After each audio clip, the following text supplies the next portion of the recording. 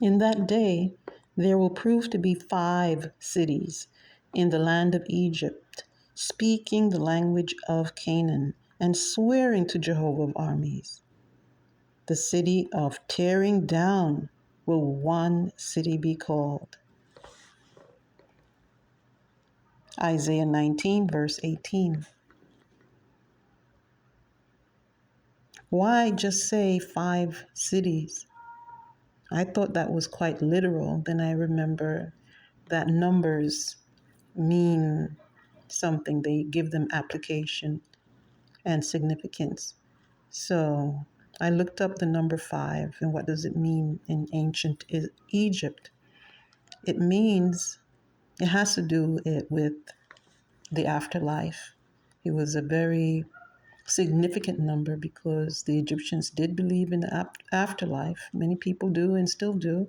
And they have all kinds of ceremonies and rituals about passing into the afterlife and that you can take it with you. Whereas people today will say you can't take it with you. But the Egyptians said you can take it with you. All the things and all the treasures and even the people that you have and the valuables that you acquired, you could take it with you to the grave, into the afterlife. And so 5 then was symbolic. And I was just wondering for the sake of it, because when I did a little cross-reference in Ezekiel chapter 30, verse 13, it lists quite a few cities, more than 5. It reads here in Ezekiel 30, 13 through 19.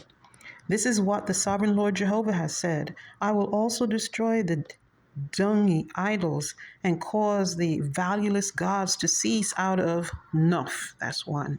And there will no more prove to be a chieftain out of the land of Egypt. And I shall certainly put fear in the land of Egypt. And I will bring Pathros, that's 2, to desolation and set a fire in Zoan, that's 3, and execute acts of judgment in No, that's 4, and I will pour out my rage upon Sin, that's 5, the fortress of Egypt, and cut off the crowd of No, we read that already, so it's still 5, and I will set a fire in Egypt. Sin will without fail be in severe pains, and No itself will come to be for capture by breaches. And as regards Noph, there will be adversaries during the daytime. As for the young men of On, that will be 6, and Pi-beseth, that will be 7. By the sword they will fall, and into captivity the cities themselves will go. And in Tehephanes, that will be 8, the day will actually grow dark when I break the yoke bars of Egypt, and in her the pride of her strength will actually be made to cease. As for her, clouds themselves will cover her, and into captivity her own dependent towns will go. You can count the dependent towns, as many as there are. I'm in Bangor, and Brewer and some other towns surrounding this area are considered dependent towns, and there are many dependent towns.